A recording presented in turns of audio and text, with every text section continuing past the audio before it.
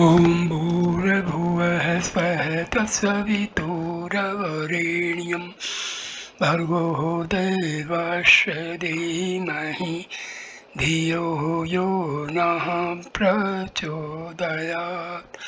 ॐ शान्ति शान्ति शान्तिः. Namaskar, my dear friend. This is video number 25 on the Gospel of Sri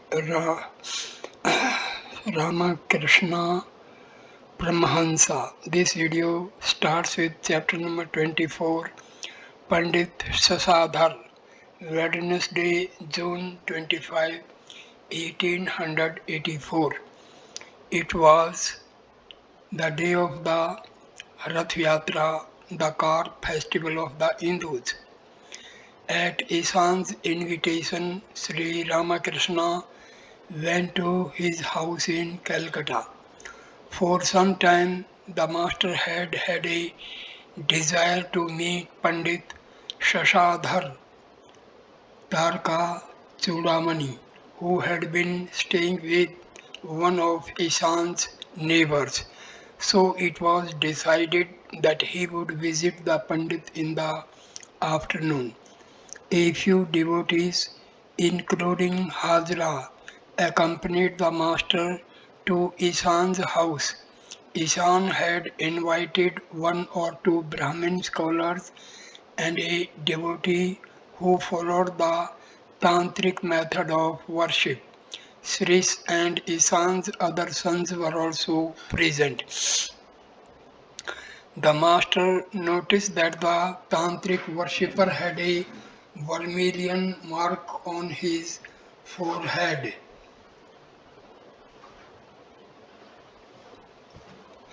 and smilingly said, "I see he is branded." After a while, Anne and Narendra arrived and bowed before Sri Ramakrishna. The master had previously informed Anne that he would be at Ishan's house. The master joked about the delay in serving their meal. One of the scholars quoted a Sanskrit verse about the anxiety created in people's minds by the pangs of hunger. Proceeding to explain the verse, he said, "The study of philosophy is indeed edifying, but poetry is more fascinating than philosophy. People listening to good poems think of the study of philosophy, Vedanta, Nyaya, Sankhya, and so forth as dry and insipid. Again, music is more attractive than poetry. Music melts even a heat of stone, but a beautiful woman has an even greater attraction for a man's heart than music.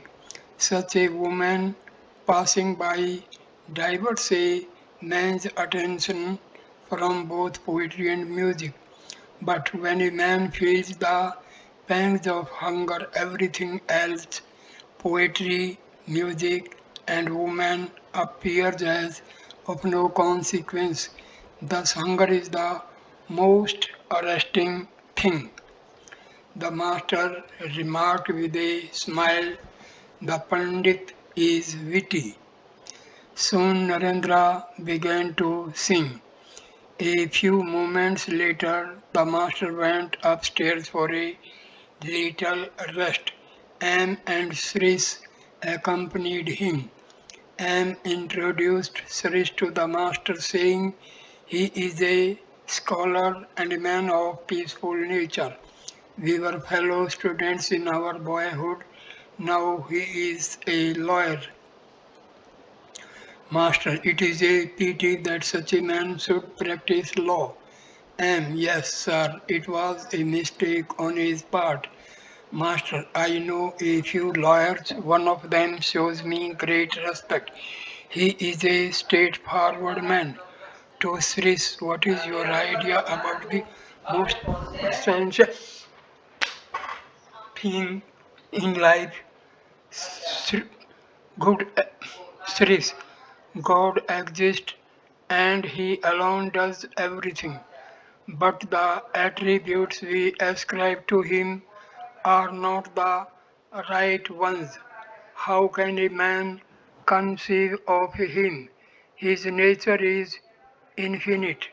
Master, what need is there of your counting the number of trees and branches in an orchard?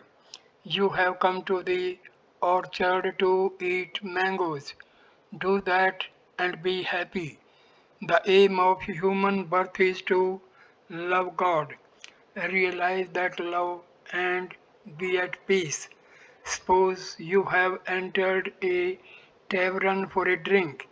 Is it necessary for you to know how many gallons of wine there are in the tavern? One glass is enough for you. What need is there of your knowing the infinite qualities of God? You may discriminate for millions of years about God's attributes and still you will not know them. The master remained silent a few minutes. A Brahmin Pandit came into the room. Sufferings in the worldly life. Master to M. There is no substance whatsoever in the worldly life. The members of Ison's family are good, so he has some peace here. Suppose his sons had been lewd, disobedient, and addicted to drink and other vices, then there would have been no end to his troubles. One very seldom comes across such a religious family in which all the members are devoted to God. I have seen only two or three such families. Generally, one finds quarrels, misunderstanding, jealousy, and friction. Besides, there are disease, grief, and poverty in the world. Seeing this condition, I prayed to the Divine Mother. O Mother, turn my mind at once from the world to God. Look at Narendra's troubles. His father is dead and the members of his family are starving. He has been trying his utmost to secure a position, but he has not yet found one. Just see how unsettled his mind is. To M. You used to come to Dakshineswar very frequently, but why have you become such a rare visitor? Perhaps you have become particularly friendly with your wife. Is it true? Why should I blame you? The influence of women and gold is everywhere. Therefore I pray, O Divine Mother, please don't make me a worldly man if I am to be born again in a human body. Brahmin scholar, why should you say that, sir? The scriptures extol the life of a householder. Master, yes, that is true, but it is very difficult to lead the true life of householder. To M. How wrong of us they are singing, especially Narendra, and we have left the room. About 4 o'clock in the afternoon, the master left in a carriage for the house where Pandit Sasadhar was staying. As soon as Sri Ramakrishna got into the carriage, he went into Samadhi. His physical frame was very tender as a result of the austerities he had undergone during the long years of spiritual discipline and his constant absorption in God consciousness. The master would suffer from the slightest physical discomfort and even from the vibration of worldly thoughts around him. Once Kesav Chandra Sen had said that Sri Ramakrishna, Christ and Sri Chaitanya belonged to a delicate species of humanity that should be kept in a glass case and protected from the vulgar contact of the world. It was the rainy season, and a fine drizzle of rain had made the road muddy. The sky was overcast. The devotees followed the carriage on a foot. As the carriage stopped in front of the house, the host and his relatives welcomed the master and took him upstairs to the drawing room. There the master met the Pandit, Pandit Sasadhar.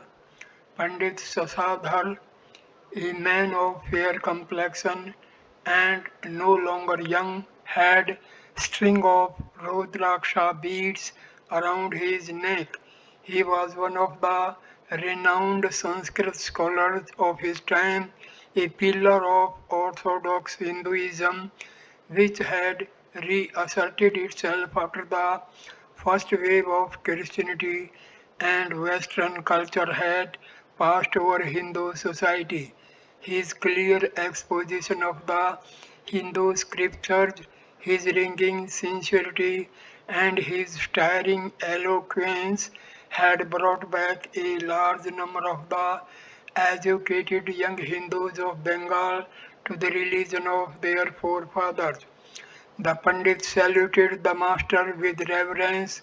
Narendra, Rakhal, Ram, Hajra, and M, who had come with the master, seated themselves in the room as near the master as they could, anxious not to miss one of his words. At the sight of the Pandit, the master again went into samadhi. After a while, still remaining in that state, he looked at the Pandit and said with a smile, very well, very well. Then, addressing the Pandit, the master said, tell me how you give lectures. Pandit, sir, I try to explain the teachings of the Hindu scriptures. Efficacy of bhakti for modern times. Master, for the Kali Yuga, the path of devotion described by Narada is best. Where can people find time now to perform their duties according to the scriptural injunctions? Nowadays, the decoctions of roots and herbs of the orthodox Hindu physicians cannot be given to a fever patient. By the time that kind of medicine begins its slow process of curing, the patient is done for. Therefore, only a drastic medicine like the allopathic fever mixture is effective now. You may ask people to practice scriptural rites and rituals, but when prescribing the rituals, remove the head and tail. I tell people not to bother about the elaborate rituals of the Sandhya as enjoined in the scriptures. I say that it will be enough for them to repeat the Gayatri alone. If you must give instruction about scriptural ceremonies, do so only to a very few like Ishan. Futility of lecturing. You may deliver thousands of lectures, but they won't make the slightest impression on worldly people. Can one drive a nail into a stone wall? The point of the nail will soon break and then make a dent in the stone.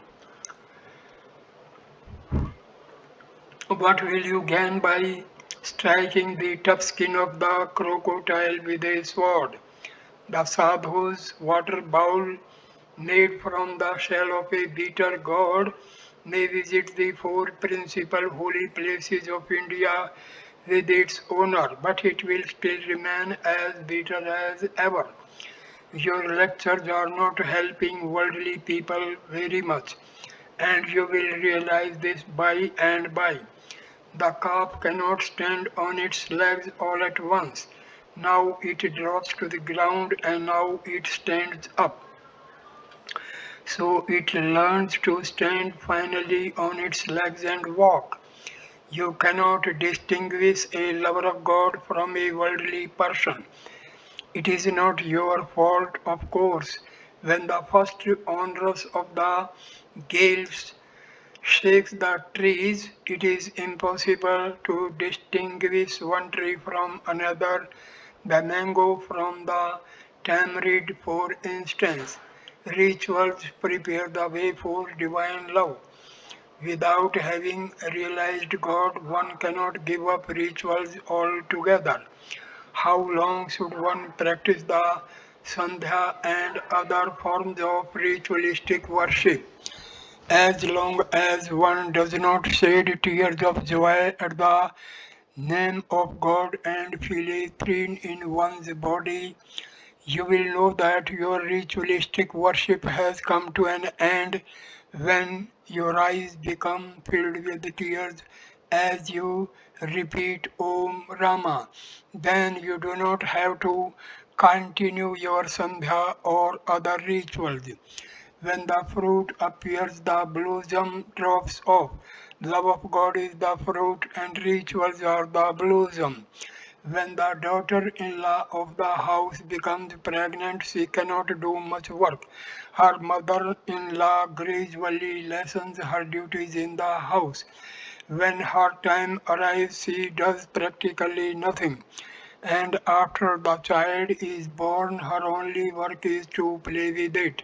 She doesn't do any household duties at all.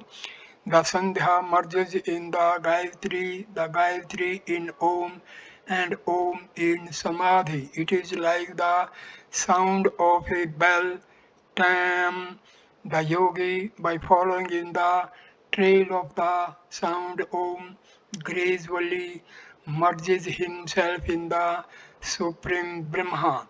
His sandhya and other ritualistic duties disappear in samadhi. Thus the duties of the jnani come to an end. As the master talked of samadhi, he himself went into that state. His face radiated a heavenly light, bereft of outer consciousness. He could not utter any another word. His gaze was indrawn and transfixed in communion with the self. After a long time, the master began to recognize the world around him and said, like a child, I shall have a drink of water.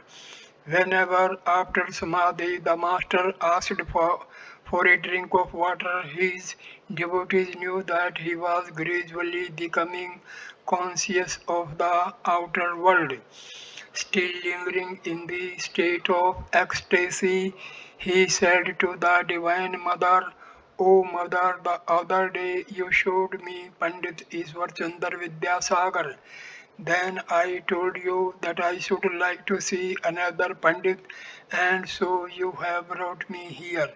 Looking at the Pandit, he said, my child, add a little more to your strength. Practice spiritual discipline a few more days. You have hardly set your foot on the tree, yet you expect to lay hold of a big cluster of fruit. But of course, you are doing all this for the welfare of others. With these words, he bowed his head before the Pandit. The master continued, when I first heard about you, I inquired whether you were merely erudite or whether you had discrimination and renunciation.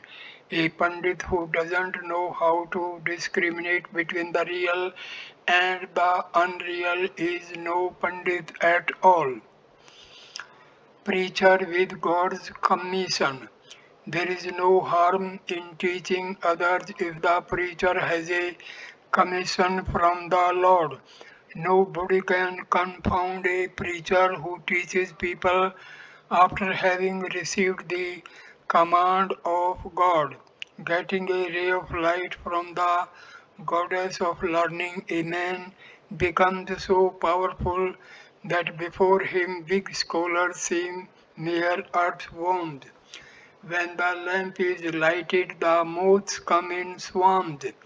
They don't have to be invited. In the same way, the preacher who has a commission from God need not invite people to hear him. He doesn't have to announce the time of his lectures.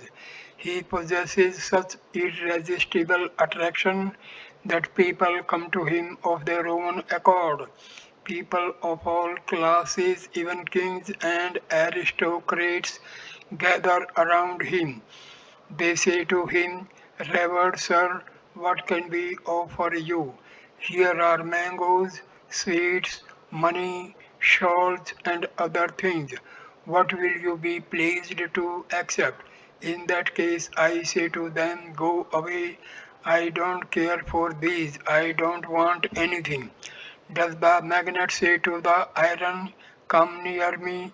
That is not necessary. Because of the attraction of the magnet, the iron rushes to it. Divine wisdom is inexhaustible. Such a preacher may not be a scholarly person, but don't conclude from that he has any lack of wisdom. Does book learning make one wise? He who has a commission from God never runs short of wisdom. That wisdom comes from God. It is inexhaustible. At Kamarpukur, I have seen people measuring grain. It lies in a heap. One man keeps pushing grain from the heap towards another man who weighs it on a scale. So the man who weighs doesn't run short of grain. It is the same with the preacher who has received a commission from God. As he teaches people, the Divine Mother herself supplies him with fresh knowledge from behind. The knowledge never comes to an end. Can a preacher ever lack knowledge? If but once he is favored with a benign glance from the Divine Mother.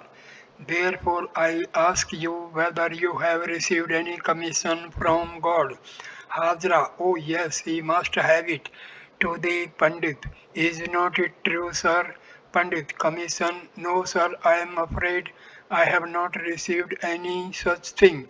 Host, he may not have received the commission, but he preaches from a sense of duty. Master, what will a man accomplish by mere lectures without the commission from God? Once a Brahmo preacher said in the course of his sermon, Friends, how much I used to drink, and so on. Hearing this, the people began to whisper among themselves, What is this fool saying? He used to drink. Now these words produced a very unfavorable effect. This shows that preaching cannot bring a good result unless it comes from a good man. A high government official from Barisal once said to me, Sir, if you begin the work of preaching, I too shall gird my loins.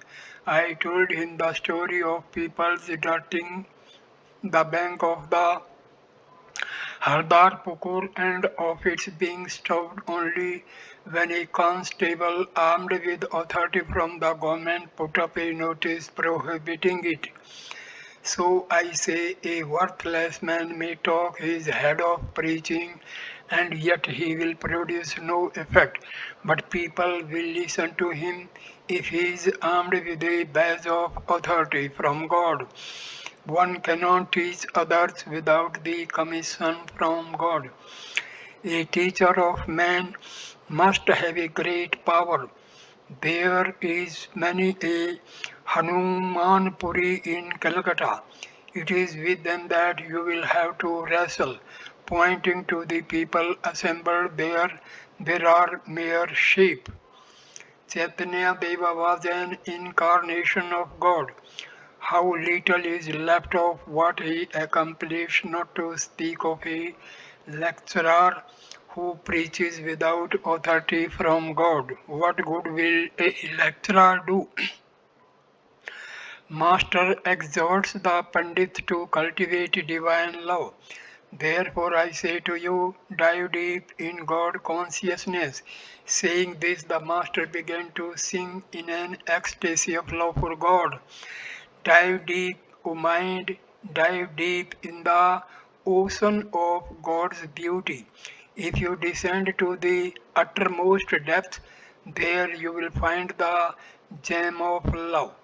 The Master continued, one does not die if one sinks in this ocean.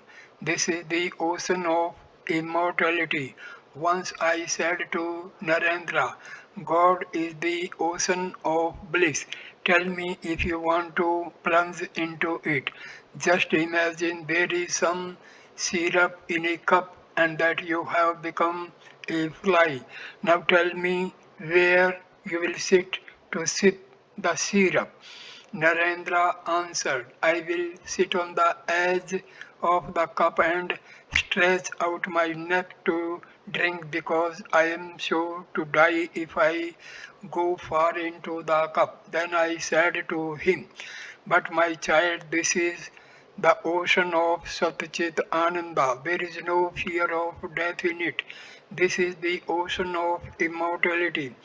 Only ignorant people say that one should not have an excess of devotion and divine love. How foolish! Can there be any excess of divine love to the Pandit? Therefore, I say to you, dive into the ocean of Satchitananda. Nothing will ever worry you if you but realize God. Then you will get His commission to teach people. Many paths to realize God. There are innumerable pathways leading to the ocean of immortality. The essential thing is to reach the ocean. It doesn't matter which path you follow. Imagine that there is a reservoir containing the elixir of immortality. You will be immortal if a few drops of the elixir somehow get into your mouth. You may get into the reservoir either by jumping into it or by being pushed into it from behind or by slowly walking down the steps. The effect is one and the same. You will become immortal by tasting a drop of that elixir. Three yogas explained by Master. Innumerable are the ways that lead to God. There are the paths of jnana, of karma, and of bhakti. If you are sincere, you will attain God in the end, whichever path you follow. Roughly speaking, there are three kinds of yoga: Jnana Yoga, Karma Yoga, and Bhakti Yoga. What is Jnana Yoga? The Jnani seeks to realize Brahma. He discriminates, saying that not this, not this. He discriminates, saying Brahma is real and the universe illusory. He discriminates between the real and the unreal. As he comes to the end of discrimination, he goes into samadhi and attains the knowledge of Dharma. What is Karma Yoga? Its aim is to fix one's mind on God by means of work. That is what you are teaching. It consists of breath control, concentration, meditation, and so on, done in a spirit of detachment. If a householder performs his duties in the world in a spirit of detachment, surrendering the results to God and with devotion to God in his heart, he too may be said to practice Karma Yoga.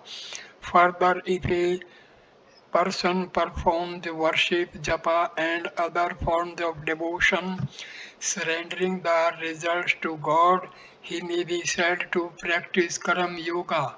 Attainment of God alone is the aim of Karam Yoga.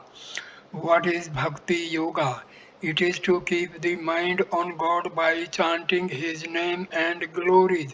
For the Kali Yuga, the path of devotion is easiest. This is indeed the path for this age. Difficulties of the paths of jnana and karma.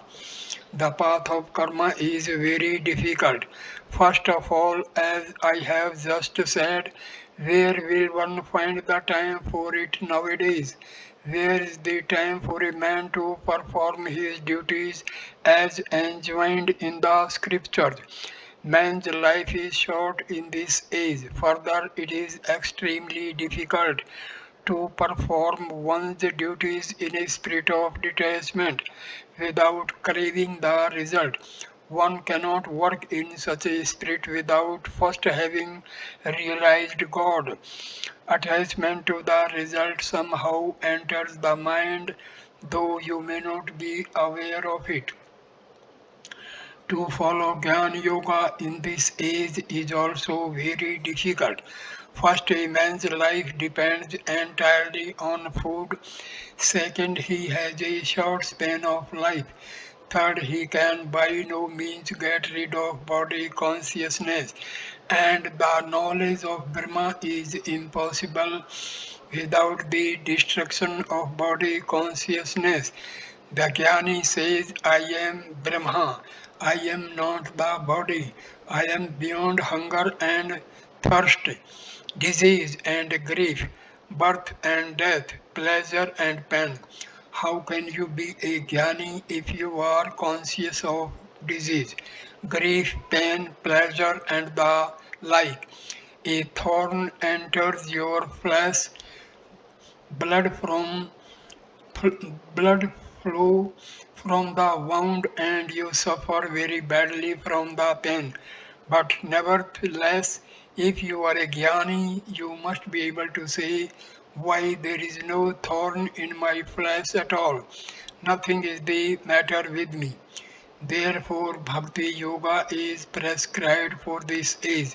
By following this path, one comes to God more easily than by following the others. One can undoubtedly reach God by following the paths of jnana and karma, but they are very difficult paths. God fulfills all desires of his devotees. Bhakti Yoga is the religion for this age, but that does not mean that the lover of God will reach one goal and the philosopher and worker another. It means that if a person seeks the knowledge of Dharma, he can attain it by following the path of Bhakti too.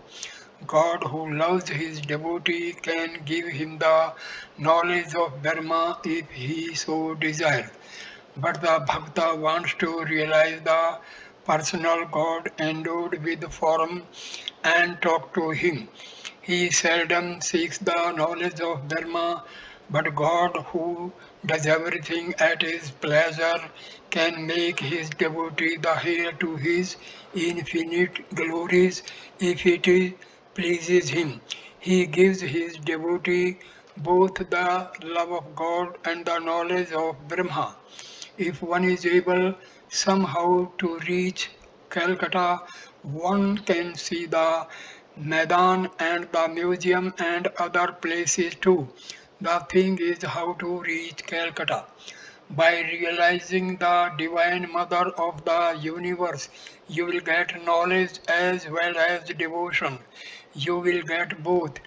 In Bhava Samadhi, you will see the form of God, and in Nirvikalpa Samadhi, you will realize Dharma, the absolute existence, knowledge, bliss. In Nirvikalpa Samadhi, ego, name, and form do not exist. Devotees prayer to God. A lover of God prays to the Divine Mother. O mother, I am very much afraid of selfish actions. Such actions have desires behind them, and if I perform them, I shall have to reap their fruit. But it is very difficult to work in a detached spirit. I shall certainly forget there, O mother, if I involve myself in selfish actions. Therefore, I have no use for them. May my actions, O Divine Mother, be fewer every day till I attain Thee. May I perform without attachment to the result.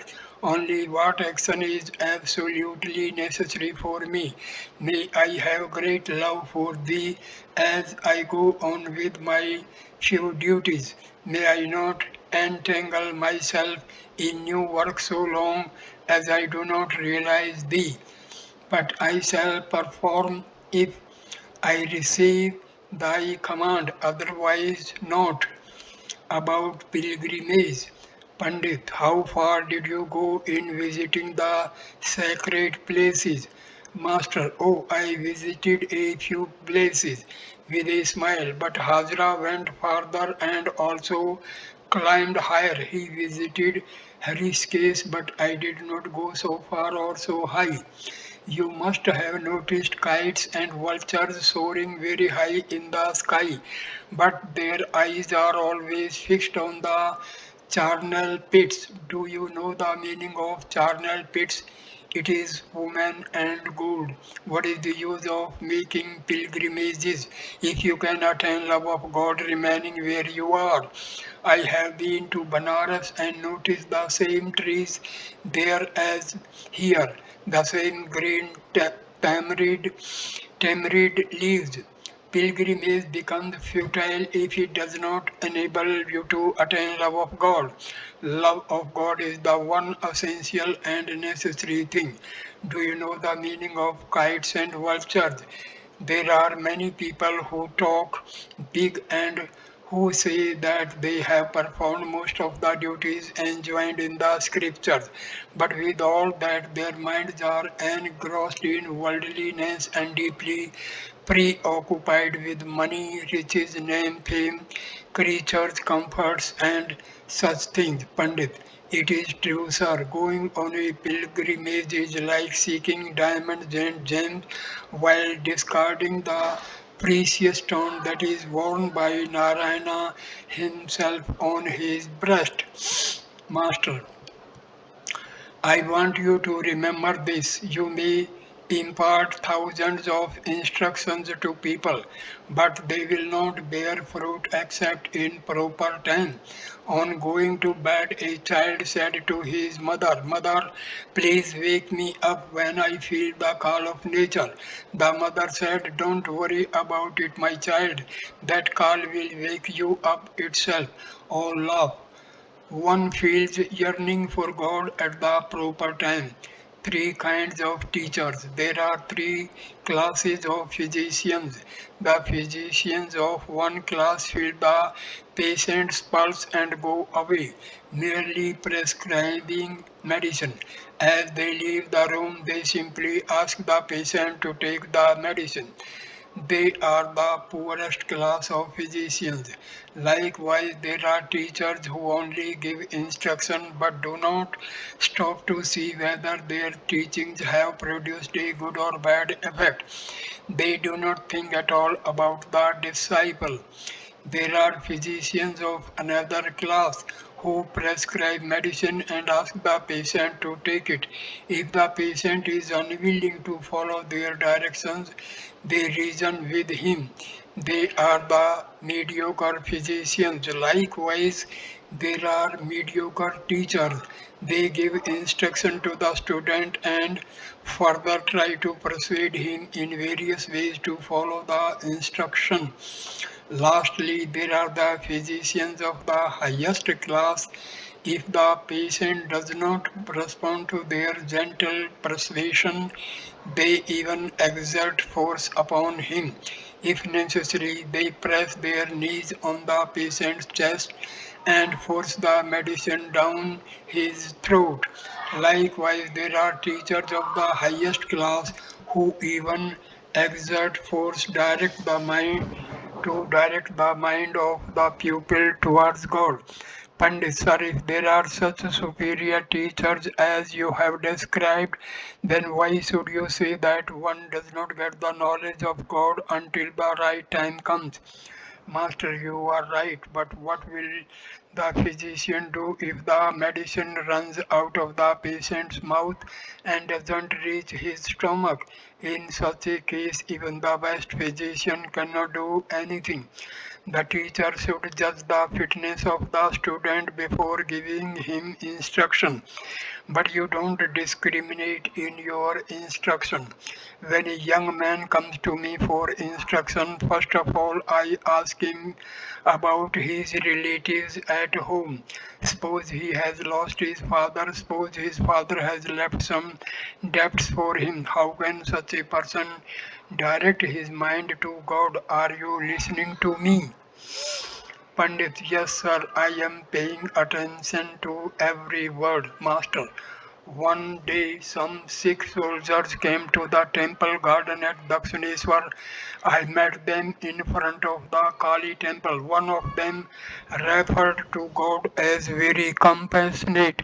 Indeed, I said, is that true? But how do you know? He answered, because sir, God gives us food and takes every care of us. I said, why should that surprise you? God is the father of us all. Who will look after the child if the father doesn't? Do you mean to say that the people of the neighboring village should look after the child? Narendra, then should not we call God kind master? Have I forbidden you to? What I mean is that God is our very own. He is not a stranger to us. Pandit, priceless words, master to Narendra. I listened to your singing, but I did not enjoy it, so I left the room. Your mind is now set on seeking a job, and therefore your song sounded a dull. Narendra flushed. He felt ashamed of himself and remained silent. The master asked for a drink of water. A glass of water had been placed near him, but he could not take it. He asked for some fresh water. Later, it was found that a man of immoral character had touched the first glass. Pandit to Hazra, you live in company day and night. You must be very happy. Master with a smile.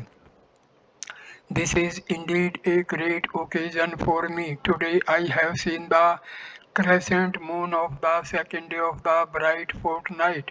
All laugh. Do you know why I refer to the moon of the second day? Sita once said to Ramana, you are the full moon and Rama is the crescent moon of the second day of the bright fortnight. Ramana did not understand the meaning of these words. He thought Sita was flattering him and became exceedingly happy.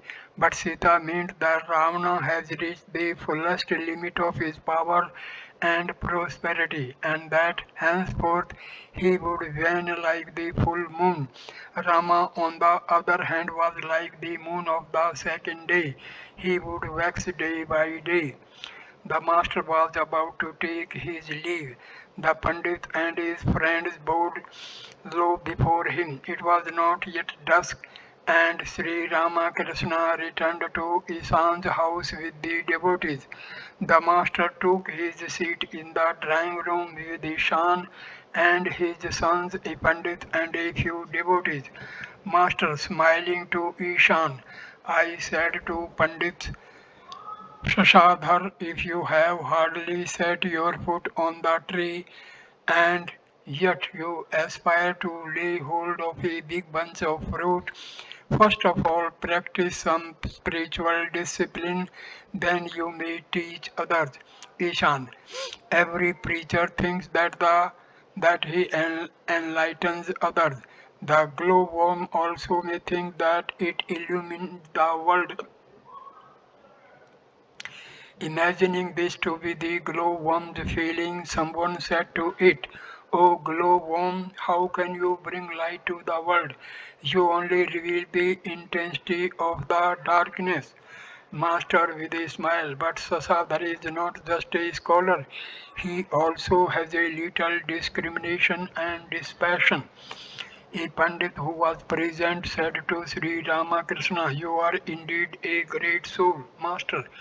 You may say that about sages like Narada, Prahlada, or Sukdeva. I, I am like your son. Of course, in one sense, your words are true. It is said that in one respect, the devotee of God is greater than God himself because he carries God in his heart. All rejoice. It is said in the Vaishnava books, a devotee regards himself as a higher and God as a lower being. Yasoda, the mother of Krishna, was about to patter Krishna, who was God incarnate, with change. She believed that no one but herself could take care of Krishna. Sometimes God acts as the magnet and the devotee as the needle. God attracts the devotee to himself. Again, sometimes the devotee acts as the magnet and God as the needle. Such is the attraction of devotee that God comes to him, unable to resist his love. The master was about to leave for Dakshineswar. Ishan and other devotees stood around him while he gave Ishan various words of advice. Advice to householders. Master, a devotee who can call on God while living in householder's life is a hero indeed.